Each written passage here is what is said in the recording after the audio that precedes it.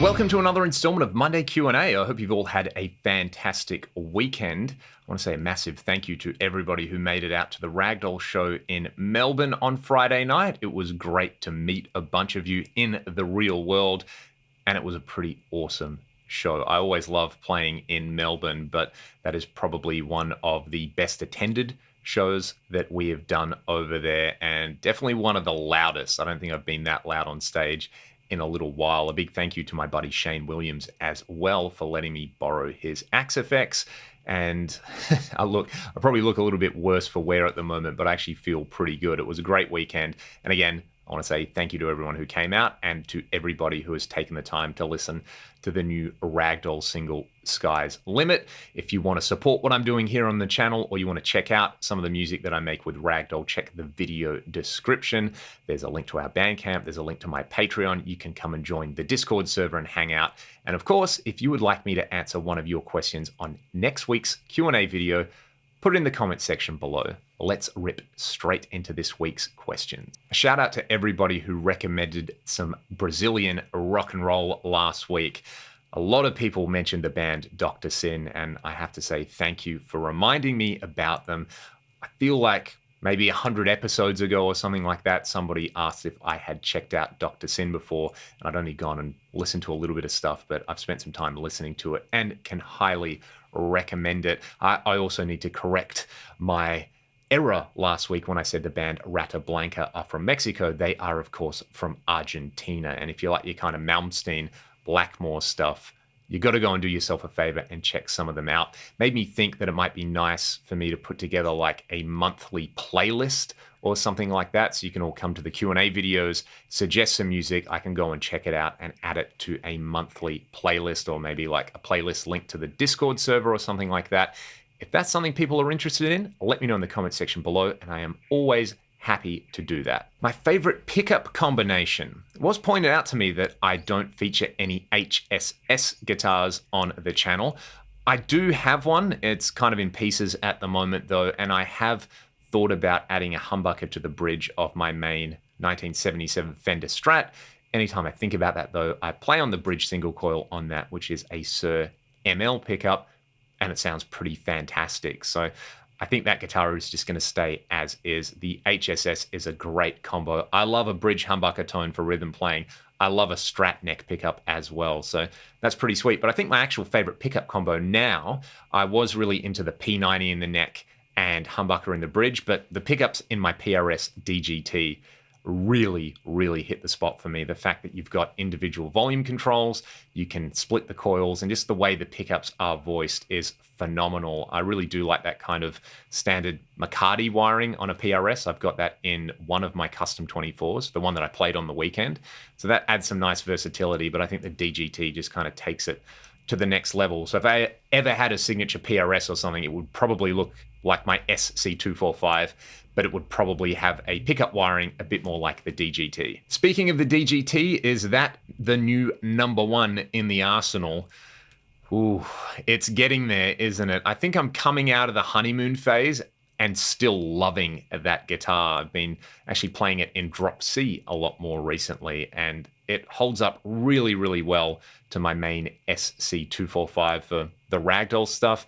Can kind of hang with my Strat for the chimey single coil tones as well. So I think if I just had to grab a guitar in a hurry to go to a gig, that would definitely be the one I would grab, which I guess probably makes it the number one. The neck profile, the feel, the big frets on it as well are just very much me. So yeah, PRS did an amazing job with that guitar. It's definitely, well, in my opinion, it's the best production guitar out there, but it's definitely in the conversation for the best modern guitar being made at the moment. I'm gonna roll a few questions into one for this one. The future of guitar amp modeling, and whether it's going to be capture-based or component-based modeling, and also, what's going on with this thing? Is this the leader of the pack? Is it a dud? What's happening with the development, the Neural DSP Quad Cortex? So I've done a few videos with the Quad Cortex, and I've had what I consider some constructive criticisms about it. There has been a bunch of stuff that I've seen on forums and other videos talking about this unit. There was the whole Wi-Fi password security thing, which is pretty shockingly bad, in my opinion. You know, the fact that you're sharing people's security details, even if it's only for, you know, their Wi-Fi router and things like that, that shouldn't be happening with something that you're releasing as well. I've also noticed that you still can't run the plugins in this, and that was something that was really hyped when this launched. There's not a desktop editor for it either. I mean, Kemper took a million years to get a desktop editor. This was meant to launch with one, and it didn't. You know, there's excuses like COVID and part supply and things like that, but like I said in my other videos, I think this is a fantastic piece of industrial design. I love the form factor. I love the UI. It sounds really good. And, you know, not everybody spends time on forums like arguing about the specifics of where a particular knob should be or how a button should work. I know a bunch of people use these and gig them and really, really like them and get sufficient guitar tones to go out and make some music with. So in that respect, excellent. Well done. I like the form factor and there's some great tones in there. However, I would in no way say this is like the leader of the pack now, especially since you've had things like ToneX, the open source neural amp modeler, and IDA-X, this whole thing of outsourcing the capturing and profiling stuff to like GPUs, doing it on your computer and then loading up the captures. You know, this cannot possibly be doing advanced machine learning stuff like they claim in the marketing hype, given the processing power that they've got here.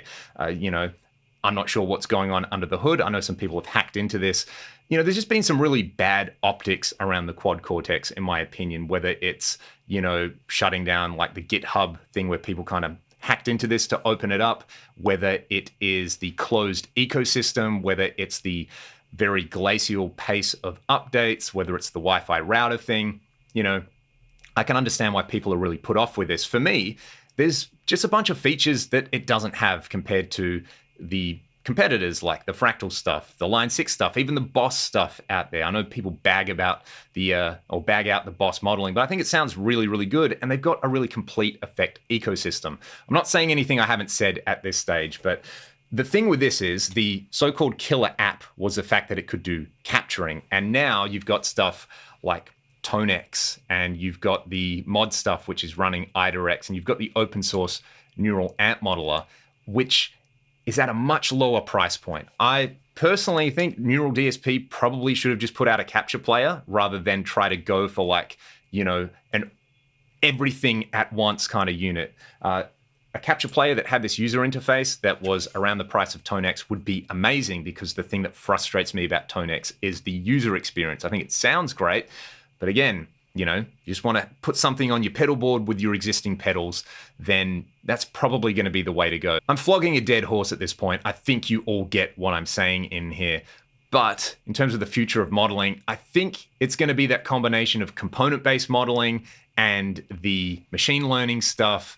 I still think the really awesome application of machine learning for, you know, guitar gear is being able to go turn your device on and say, build me Michael Schenker's 1976 rig, and it can use a bunch of existing data to figure out what gear they were using. It can use stems from recordings and basically, you know, very quickly put together a preset for you. And you go, ah, yeah, that sounds pretty close. Or, you know, give me the Master of Puppets guitar tone, and it just spits out a preset that does that. I think that's going to be the exciting thing about machine learning, because, you know, the component-based stuff like the Helix and the Axe effects and the Boss stuff sounds incredible. Like, I really can't stress how good this stuff sounds already. And then the machine learning stuff, you know, the neural amp modeler sounds incredible as well. There is no hindrance to going out and making awesome guitar noises at any price point now. I think it's all just going to be about streamlining that process. So that is my spicy hot take on the future of like where modeling products are going and, you know, what's going on with this thing. Let me know your thoughts in the comments. My thoughts on small tube amps. I've had some experience recording and gigging with small tube amps. The Orange Tiny Terror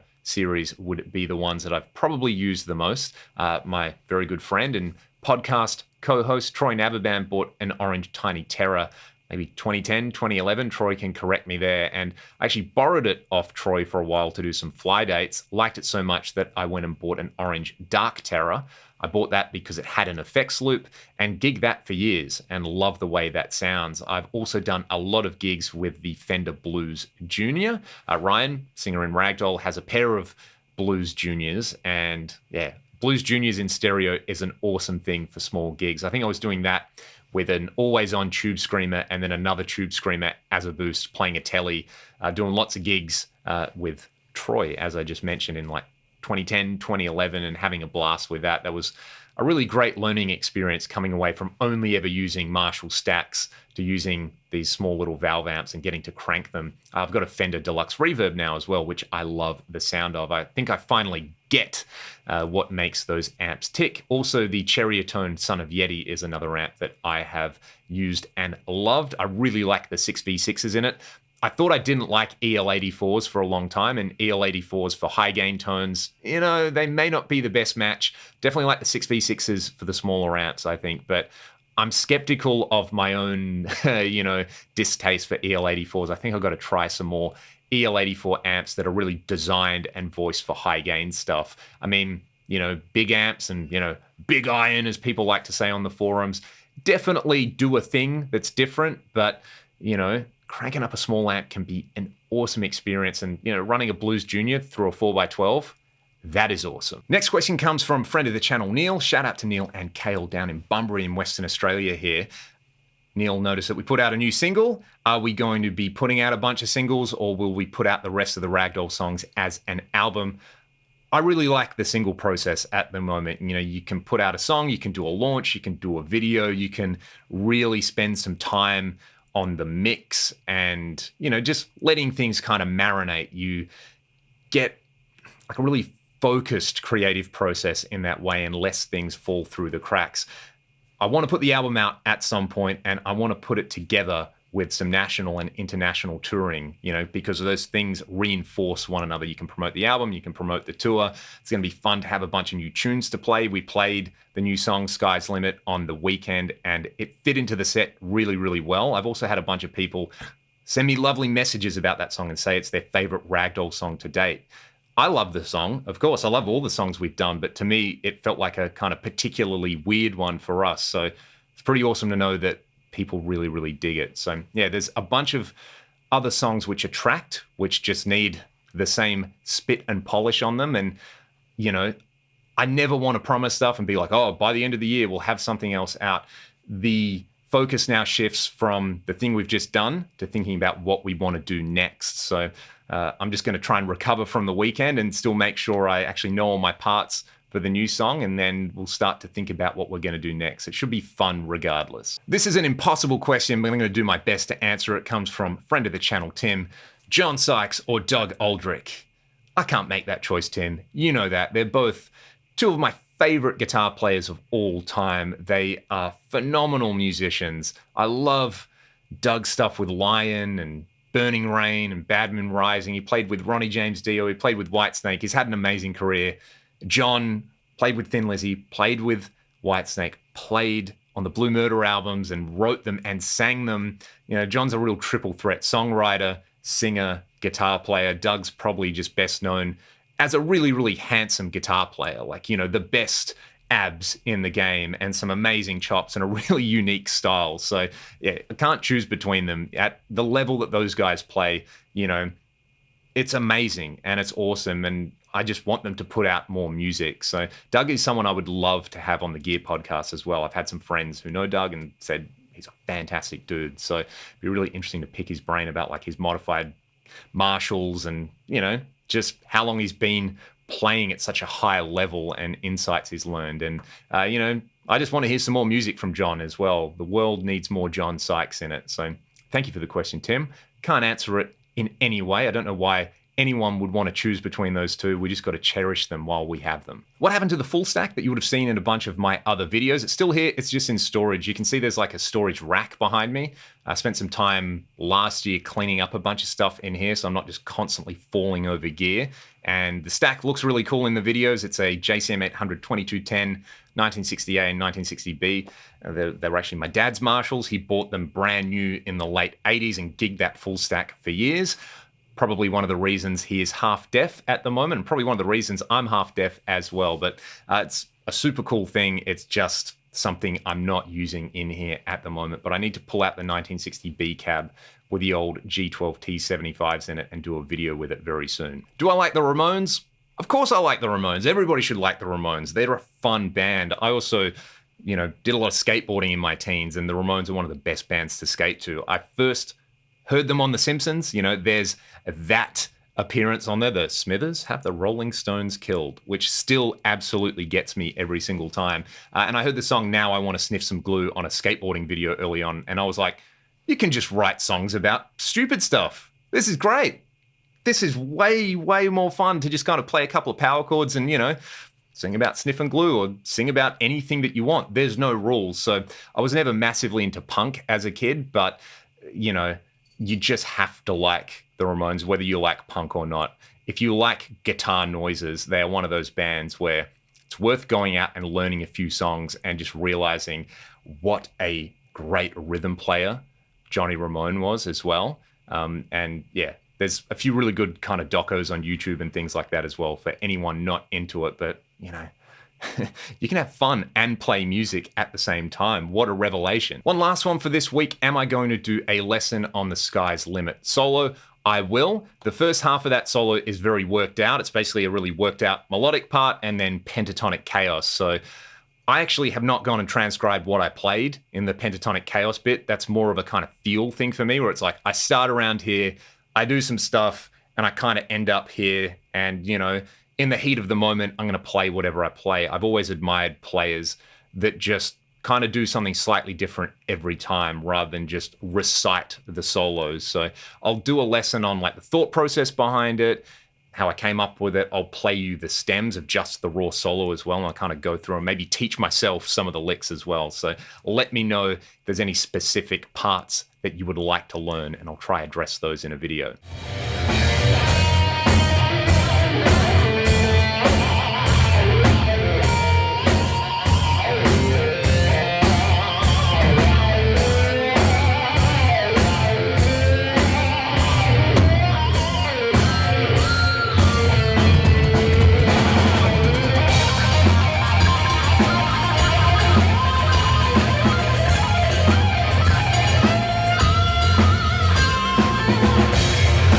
That's it for this week. Thank you so much for your questions. If you've got questions for next week, or if there is a topic you would like my spicy hot takes on, let me know in the comment section below. Check the video description for ways to support the channel. I hope you'll have a great week. See you next time.